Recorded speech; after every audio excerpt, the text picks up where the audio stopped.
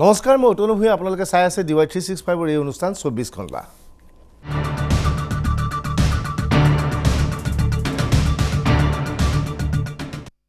কৰোনাই ভয়াবহ ৰূপ ধাৰণ কৰিছে গুৱাহাটী মহানগৰীত আজিৰ দিনটোত কৰোনা আন এক তাৎপৰ্যপূৰ্ণ দিশ কঢ়িয়াই আনিছে কিন্তু ইয়াৰ লগে লগে পতঞ্জলিয়ে বাবা ৰামদেৱে আজি দাবী কৰিছে কৰোনাৰ প্ৰতিষেধক তেওঁলোকে প্ৰস্তুত কৰি উলিয়ালে বাবা ৰামদেৱে কোৱা কৰোনাৰ প্ৰতিষেধক প্ৰকৃততে কিমান সত্য এই প্ৰতিষেধক ক'ত কেতিয়া পাব আৰু প্ৰতিষেধক কেনেকৈ খাব লাগিব তাৰ বিতং তথ্য আমি আপোনালোকৰ আগত সুদৰি কৰিম কিন্তু তাৰ আগতে আজিৰ দিনটোৰ 10টা হেডলাইন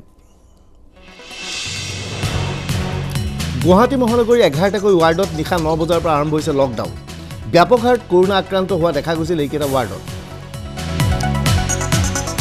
গুৱাহাটী মহানগৰীত মঙলবাৰৰ দিনটোত ভ্ৰমণ বৃত্তান্ত নথকা 53 জনকৈ কৰোনাত আক্ৰান্ত ক্ৰমাৎ গণসংক্ৰমণৰ কাৰক হৈ পৰিছে মহানগৰী দৈনিক দেশত গড়ে 15,000কৈ কৰোনা আক্ৰান্তৰ সংখ্যা 4.5 লাখৰ ওচৰা-ওচৰি ভাৰত চীনৰ সংঘাতৰ মাজত মস্কোত উপস্থিত কেন্দ্ৰীয় প্ৰতিৰক্ষা মন্ত্ৰী ৰাজনাথ সিং চীন সংক্ৰান্তত আলোচনাৰ সম্ভাৱনা উচ্চতম ন্যায়ালয়ৰ নিৰ্দেশৰ ভিত্তিত উৰিষ্যাত শান্তিপূৰ্ণভাৱে ৰথযাত্ৰা সামাজিক দূৰত্ব অৱমাননা কৰাৰ অভিযোগ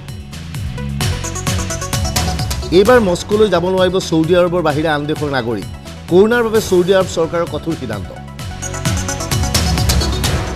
বিহাৰত আৰজেডিৰ নিম্ন সদনৰ 5 জনকৈ সদস্য জেডিইউলৈ বিপদত লালু প্ৰসাদৰ দল অসমৰ বিজেপি সদস্যৰ সৈতে ভাৰ্চুৱেলি আলোচনাত বহিল জেপি নাড্ডা স্বাস্থ্য বিভাগৰ কাম কাজক প্ৰশংসা পতঞ্জলিৰ দাবী কৰোনা ভাইৰাছৰ প্ৰতিষেধক তেওঁলোকে প্ৰস্তুত কৰি উলিয়াইছে 545 টকাত পোৱা যাব প্ৰতিষেধক এইবাৰ কৰোনাক কং ফ্লু বুলি অভিহিত কৰিলে ডনাল্ড ট্ৰাম্পে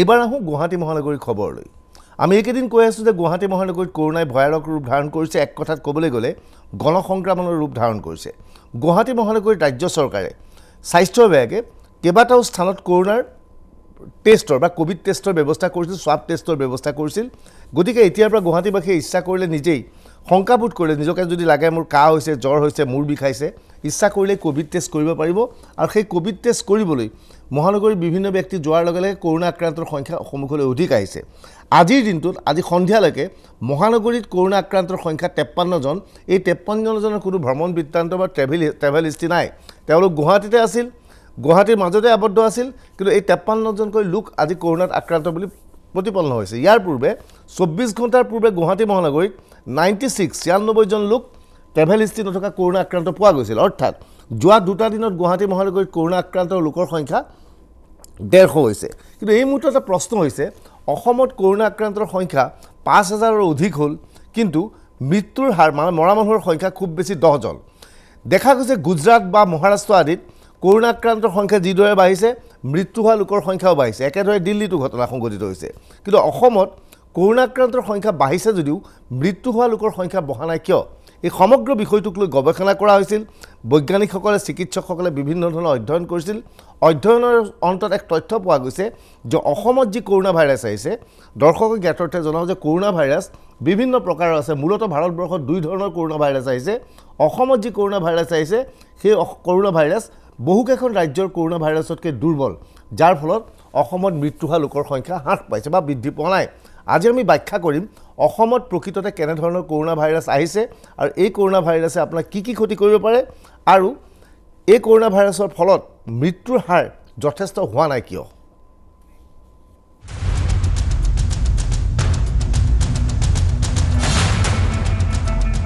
গুৱাহাটী মহানগৰীত অভাৱনীয় হাৰত কৰোনা আক্ৰান্তৰ সংখ্যা বৃদ্ধি পাইছে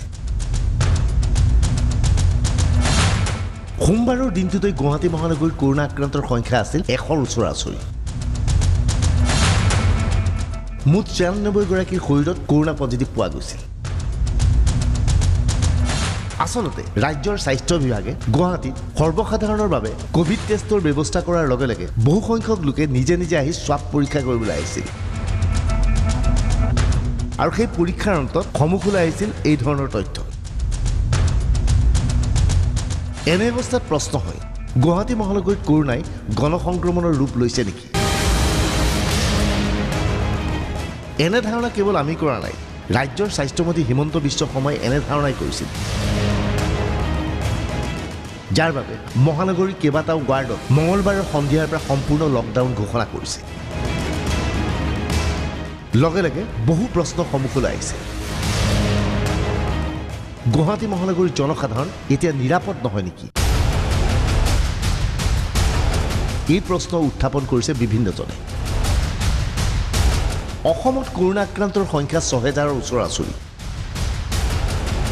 কৰোনাৰ পৰা আৰোগ্য হৈছে ৩,৫৬৫জন লোক। সক্ৰিয় কৰোনা ৰোগীৰ সংখ্যা ২,২৭৬। কিন্তু ভাল খবৰ, ৰাজ্যত কৰোনাৰ ফলত মৃত্যু হোৱা লোকৰ সংখ্যা মাত্ৰ ১০জন। কৰোনাৰ ফলত ৰাজ্যত কেইজন লোকৰ মৃত্যু হৈছে, ইয়াক লৈ দুই ধৰণৰ তথ্য আছে। চৰকাৰী সূত্ৰৰ মাজতেই ইয়াক লৈ কিছু পাৰ্থক্য আছে। এটা সূত্ৰৰ মতে ১০, আনটো সূত্ৰই কয় ১২।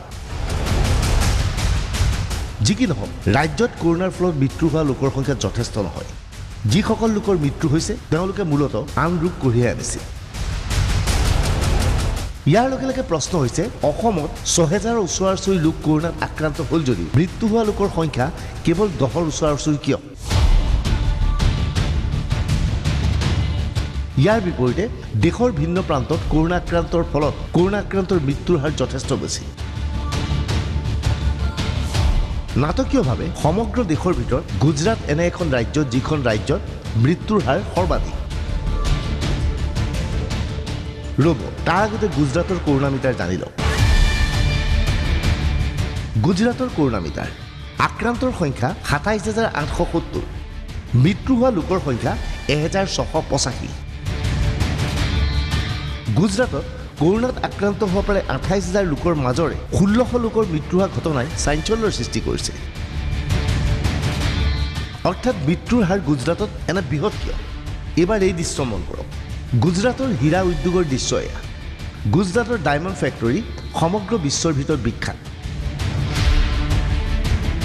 এই ডায়মণ্ড ফেক্টৰীক লৈ গুজৰাটত এক বৃহৎ ব্যৱসায় চলি আছে। গুজৰাটৰ হীৰা ব্যৱসায়ৰ সৈতে জড়িত ব্যক্তিৰ চীনৰ সৈতে পোনপটীয়া সম্পৰ্ক। ভাৰতৰ হীৰা ব্যৱসায়ৰ ৩৬% ৰপ্তানি হয় চীনলৈ। চীন তথা হংকঙত গুজৰাটৰ হীৰা ৰপ্তানি কৰা হয়। সেই সূত্ৰে গুজৰাটৰ বহু কোম্পানীৰ কৰ্মচাৰী চীন তথা হংকঙত বাহৰ পাতি আছে। চীনত কৰোনা ভাইৰাছে ভয়ানক ৰূপ ধাৰণ কৰাৰ পিছত সেইসকল লোক পুনৰ উভতি আহিছিল গুজৰাটলৈ। লগে লগে গুজৰাটত কৰোনা ভাইৰাছ সংক্ৰমিত হৈ পৰিছিল।